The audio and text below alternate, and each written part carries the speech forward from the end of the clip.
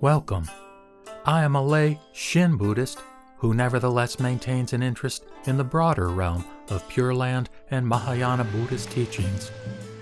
My YouTube channel is called Akala Akala, that is A-C-A-L-A, A-C-A-L-A. In these podcasts, I make a non-scholarly, humble, and sometimes bumbling attempt to explore a particular topic or question related to the wonderful Buddha Dharma. I hope you find them to be of interest. With that said, let us begin. So, I don't ordinarily comment about current events, but at this time, in March 2020, we, as a world, are undergoing an incredible human catastrophe with this COVID-19 infection.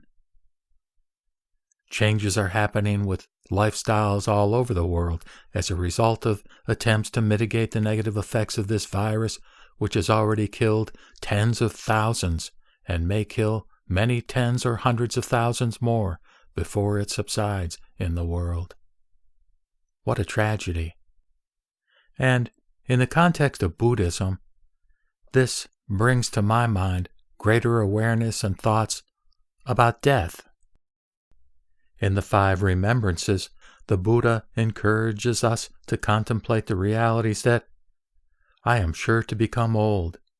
I can't avoid aging. I am sure to become ill. I cannot avoid illness. I am sure to die. I cannot avoid death. These are the first of the 5, and a little bit later I want to talk about the so-called 4 reminders. But first, just to put this in a little context, I want to quote a little bit from the book called The Denial of Death by Ernest Becker, which was published in 1973 and won a Pulitzer Prize in 1974.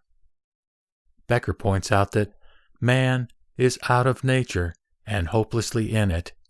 He is dual, up in the stars and yet housed in a heart-pumping, breath-gasping body that once belonged to a fish and still carries the gill marks to prove it.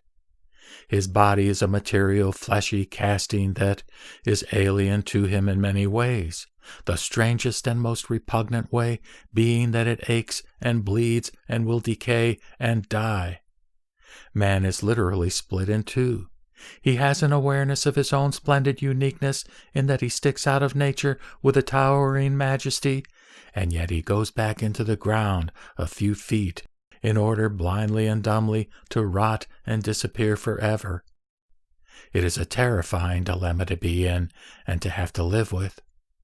It is only if you let the full weight of this paradox sink down on your mind and feelings that you can realize what an impossible situation it is for an animal to be in. I believe, Becker says, that those who speculate that a full apprehension of man's condition would drive him insane are right. Who wants to face up fully to the creatures we are, clawing and grasping for breath in a universe beyond our ken? Necessarily, the existential dualism makes an impossible situation, an excruciating dilemma. Everything that man does in his symbolic world is an attempt to deny and overcome his grotesque fate. He literally drives himself into a blind obliviousness with social games, psychological tricks, personal preoccupations so far removed from the reality of his situation that they are forms of madness. Anyhow, The Denial of Death by Becker is a worthwhile read. And his point that we tend to deny death was certainly reinforced by many others, including Trungpa, the Rinpoche, who makes a great emphasis on this in his lectures. We all know intellectually that we are going to die. We can say it, and I have said it to myself. In fact, I have told friends that I have thought about it every day in recent years, but never in so vivid a form as in these last few days and weeks since the onset of this novel virus for which we have no vaccine and no treatments.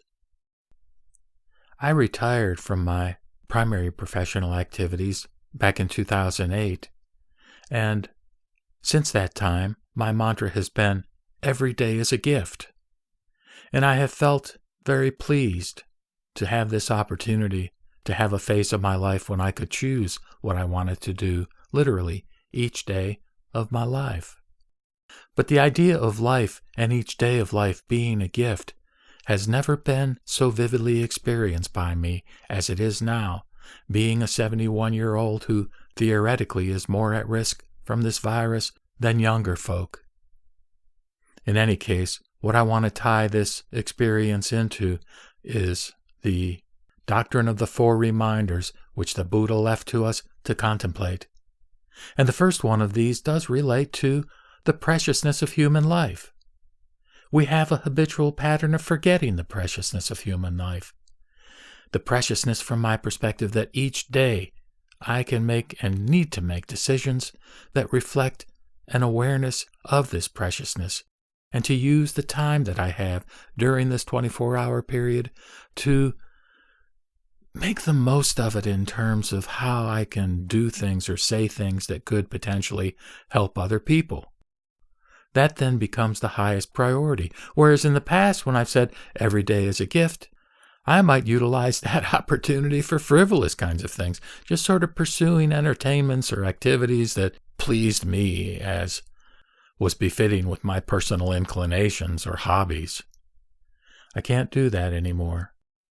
And from my perspective, the best thing I can do is try to promulgate aspects of the Buddha Dharma so that others may gain benefit and comfort from it.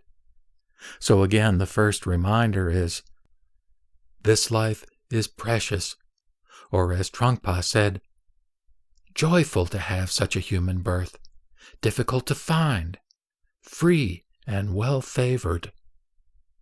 And of course, this is a traditional kind of notion within Buddhism, is that to be born as a human is a great opportunity. And having been born as a human, to be exposed to the Dharma is yet a greater opportunity, and allows us the possibility of transforming our consciousness, which can be a great burden in the context of thinking particularly about things like our demise, into a state of enlightenment where we can be accepting of the fact that we are each an aspect of this cycle of rebirth. The second of the Buddha's reminders, which is most relevant in this particular instance, is that the reality is that all things are impermanent and that death is inevitable. And our tendency, absent contemplation on this reminder, is to ignore this fact of life. Or as Trungpa says, but death is real, comes without warning. This body will be a corpse. The third and fourth reminders encourage us to contemplate on the immutable laws of cause and effect, and the fact that we are in a life that involves much pain in the guise of seeking pleasure. Putting together now all 4 of these in the context of Trungpa's translation, here goes. Joyful to have such a human birth, difficult to find, free and well-favored. But death is real, comes without warning. This body will be a corpse. Unalterable are the laws of karma. Cause and effect cannot be escaped. Samsara is an ocean of suffering, unendurable, unbearably intense. With regard to this notion of impermanence and death, everything changes. And yet this is, if we acknowledge it to ourselves, so hard to accept with respect to our own demise. The Friends of the Western Buddhist Order published a more elaborated version of these reminders, and I'd like to go ahead and recite them for you as I reflect on them and contemplate them myself in the context of trying to acknowledge this reality that life is indeed so precious, and that I have an obligation to use it in the most positive way in the service of others, acknowledging the fact that its length is limited.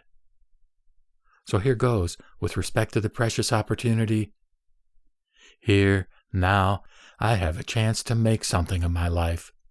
I have health. I have energy. I have the ability to think and feel freely. I have enough food and enough money to meet my needs. I live in a country that's free of war and many of the other difficulties people can face. I'm not trapped in a negative state of mind like madness, craving, hatred, or depression. All of these things can change, but while I have these advantages, I have a great opportunity. I have had the great good fortune to meet the Dharma. The Buddha taught it. It has been practiced down the generations. Thanks to my teachers, it has come to my country and into my life in a form I can understand and accept. I've had the good fortune to meet an effective Sangha, whose members offer me guidance and friendship.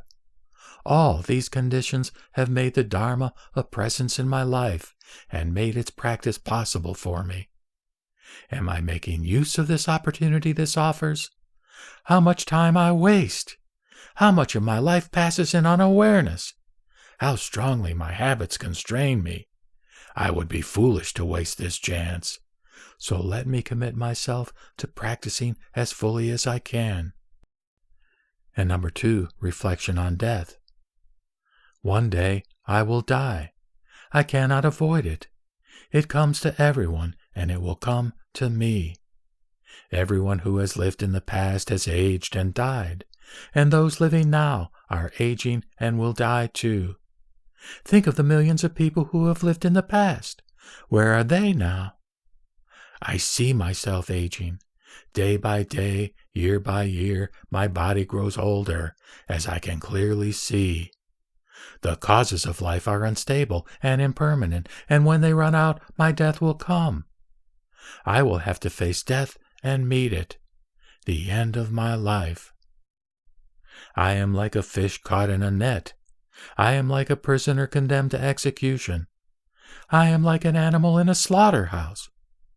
In my fantasies, I am exempted from the general truth of death.